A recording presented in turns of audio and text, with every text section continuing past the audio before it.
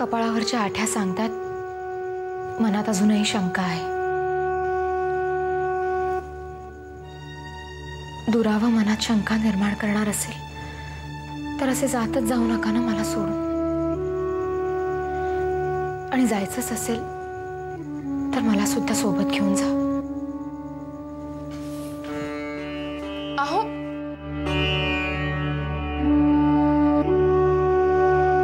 अहो शुभ्रा,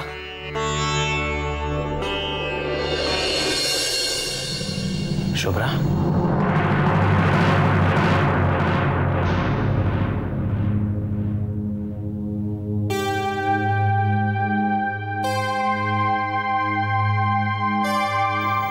आजोबांनी पार्वती आजीचं कधीच ऐकलं नाही। या बाबतीत कधीच विश्वास ठेवला नाही तिच्यावर। कोणास ठाऊक त्यानंतर काय घडलं, कसं घडलं मला नाही आठवत।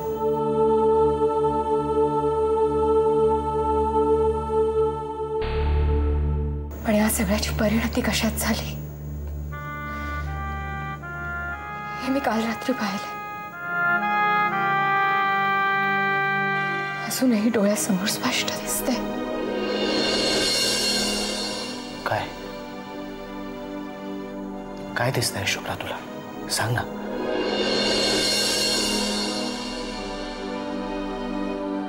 त्या दिवशी घरात कोणीच नव्हता।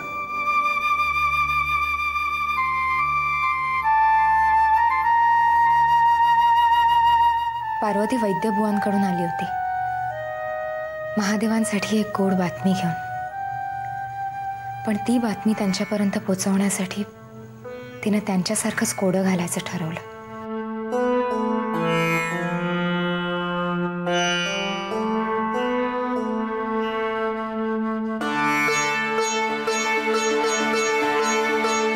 साथ हवी मज तुझी सारखी, असतोस तू कायम दूर, श्री कृपेने घडले सारे,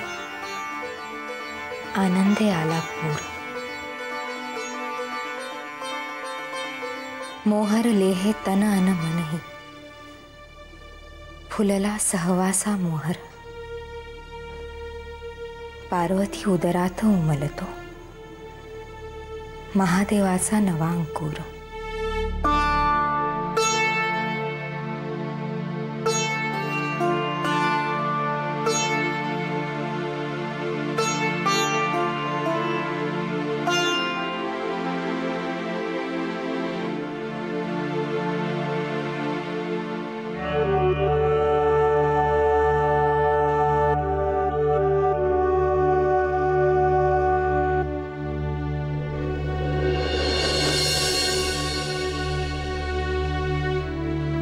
साथ हवी मज तुझी सारखी, असतोस तू कायम दूर, श्री कृपेने घडले सारे, आनंदे आला पूर।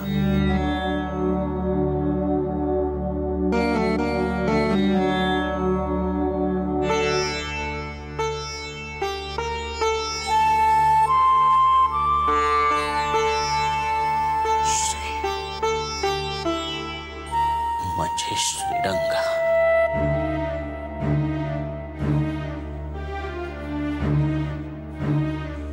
पार्वती,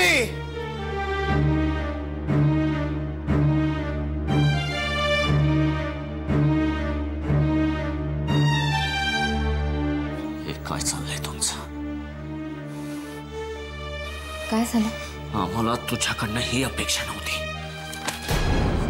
आमच्या गैरहजेरीत कशाबद्दल बोलताय तुम्ही? तुझी या घरात राहायची लायकी नाहीये।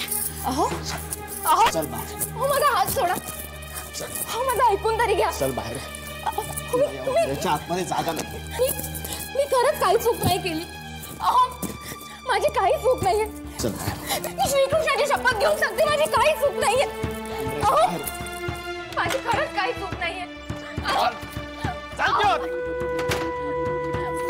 ऐकून तरी घ्या। दार उघडा ना। श्रीकृष्णाची शपथ घेऊन सांगते माझी खरंच काही चूक नाहीये। सूर्योदय सावली सुद्धा या वास्तूवर पडू देऊ नकोस. चालते इथून.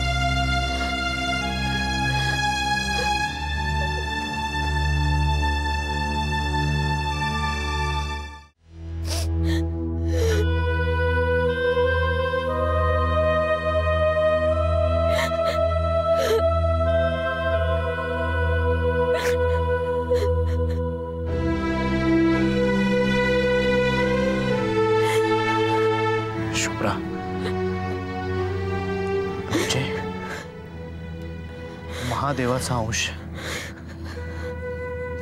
पार्वतीच्या पोटात वाढत होता. हो आदिनाथ, कालपर्यंत हे मलाही माहित नव्हतं.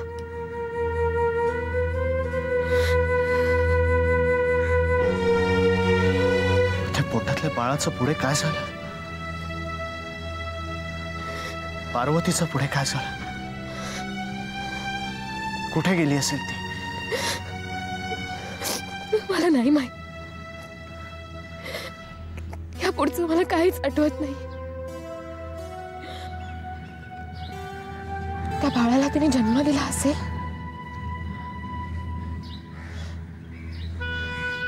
की त्याआधीच तिचं काय?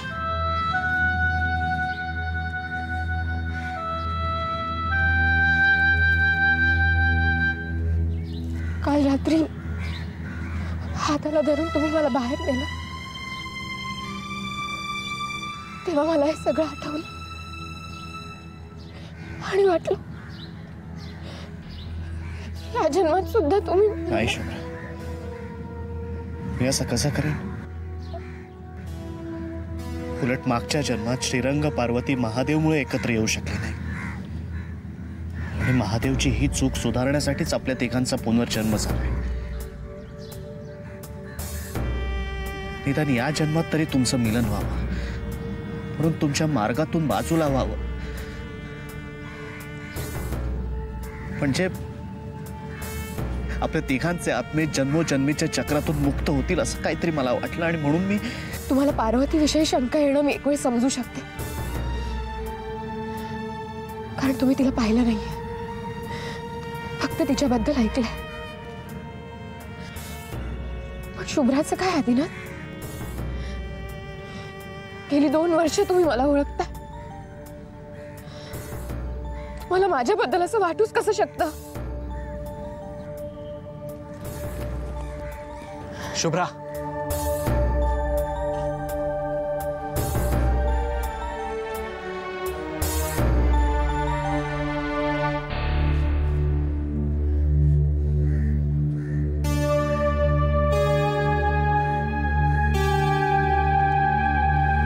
तुझा विश्वास बसेल की नाही माहित नाही मला, पण त्या दिवशी तू माझ्या मिठीत असताना विराजचं नाव घेतलंस.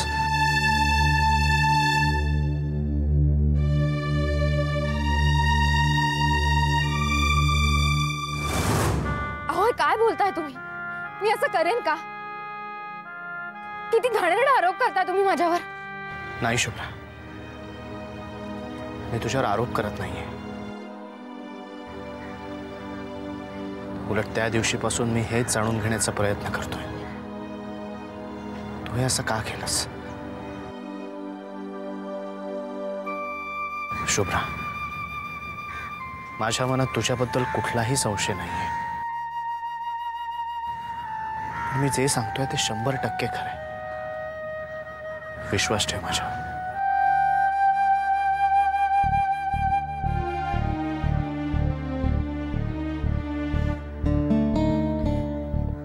मला यातलं काहीही आठवत नाहीये,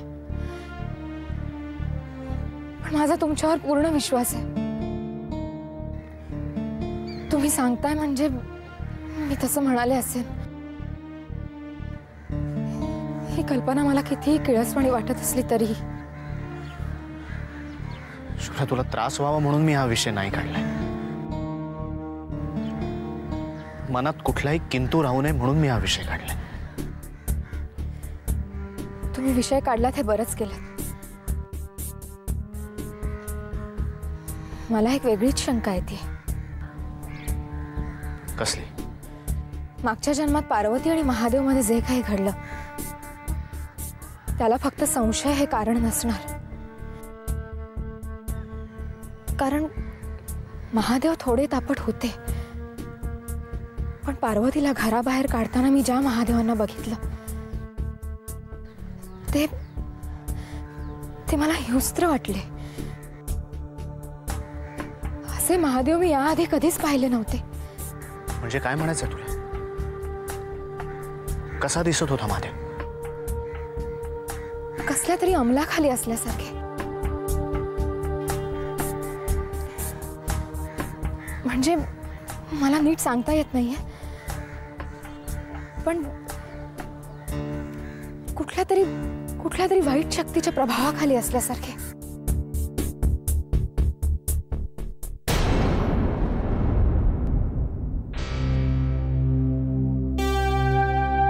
म्हणजे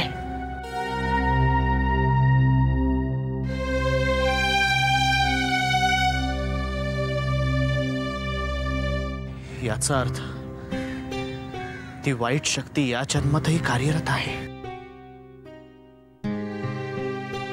आणि म्हणून तू मला विराज म्हणालीस?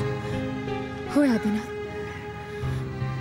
आणि वेळ निघून जाण्याआधीच आपल्याला त्या शक्तीचा शोध घ्यायला हवा. आतापर्यंत मी वेड्यासारखा एकटाच त्याचा शोध घेत होतो.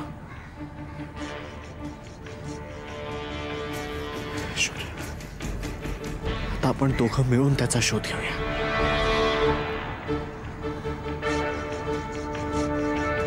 मला खरंच क्षमा कर शुभ्रा.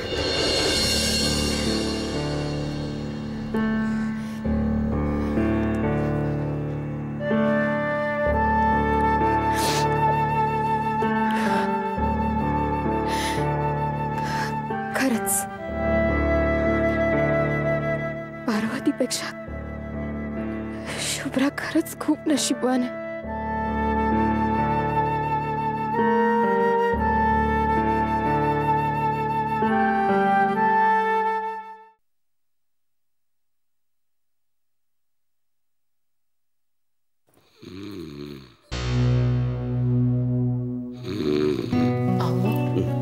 पुस्तक बाजूला ठेवा आणि झोपा जरा वेळ. नाही झोपत नाही मी. मला हे पुस्तक वाचून संपवायचं. अहो नंतर संपवाल की, आता जरा झोपा. काल नीट झोप झालेली नाहीये तुमची. नाही, काल छान झोप झाली माझी. काय तुम्ही मला सांगताय? तुमच्या घोरण्याचा अजिबात आवाज येत नव्हता, त्या अर्थी तुम्ही नीट झोपला नव्हता. अगं नाही, खरंच सांगतो, छान म्हणजे व्यवस्थित झोप झाली माझी. इनफॅक्ट मला एक स्वप्न सुद्धा पडलं. स्वप्न? हो, आठवतंय मला अजून. काय झालं, असं अगदी आकाशामध्ये असे काळे काळे काळे असे ढग जमा झाले. गच्च पाऊस भरलेला त्या ढगांमध्ये, आणि असं ढगांचा गडगडाट, विजांचा कडकडाट एकदम. अगं बाई, आणि आणि काही नाही, म्हणजे क्षणार्धात सगळं एकदम बदललं. सगळं एकदम स्वच्छ झालं. निरभ्र आकाश, सगळं वातावरण असं सूर्यप्रकाशाने एकदम असं उजळून गेलं. हो ना, मग छानच आहे की. म्हणजे सगळं चांगलंच होणार आहे याचंच द्योतक आहे हे. आता काही वाईट होणार नाही, सगळं चांगलं होईल. तू काही काळजी करू नकोस. असंच देवाला सुचवायचं असणार या स्वप्नातून. चल, म्हणजे तुम्हाला नक्कीच नीट झोप लागलेली होती.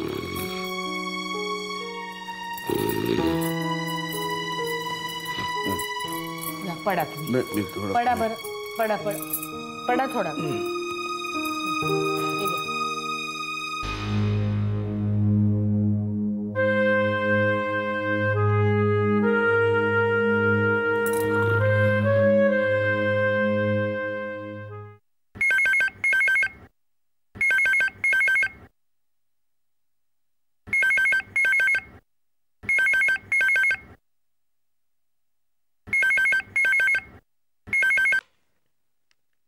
हॅलो, विराज बोलतोय. आज अचानक आठवण झाली? आठवण नंतर आली, आधी शंका आली. बोला. त्या दिवशी पाचगणीला जाताना आपण अचानक एक चौकशी केली होती. नाही आठवत. वाटलंच होतं नाही आठवणार. मी आठवण करून देतो. त्या दिवशी आपण मिसेस शुभ्रा शास्त्रींविषयी चौकशी केली होती. असेल. मग का? सहज. सहज? हो, सहज. जनरल चौकशी करायला. करू शकत नाही का चौकशी? बऱ्याच गोष्टी तुला सहज जमतात आणि बऱ्याच गोष्टी तू सहज जमवून आणतेस, पण अशी सहज कोणाची चौकशी करताना कधी पाहिलं नाही मी तुला. आत्ता आठवलं. आणि त्यानंतर आपण फारशी माहिती दिली नव्हतीत. मग मग काय? मग नंतर माहिती मिळाली, रादर काढलीत माहिती. नंतर त्या गोष्टीचा मी विचारही नाही केला. आणि त्या दिवशी घडून गेलेल्या गोष्टीची आत्ता चौकशी. गोष्टी घडून जातात तनिष्का, पण त्याचे परिणाम उशिरा दिसतात. म्हणजे? मी माहिती दिली नाही म्हणून तू शांत बसलीस. हो, नसेल तुझी इच्छा. ठीक आहे. शक्य नाही, कारण मी ज्या तनिष्काला ओळखतो तिला समोरच्याची इच्छा असो वा नसो, स्वतःची इच्छा कशी पूर्ण करायची आणि ती नाही जमली तर कशी करवून घ्यायची हे नीट आणि छान माहिती आहे. स्पष्ट बोल. बोलेन, पण आधी मला सगळं स्पष्ट होऊ दे, आणि ते होईल. सॉरी तुला त्रास दिला. ठेवतो फोन.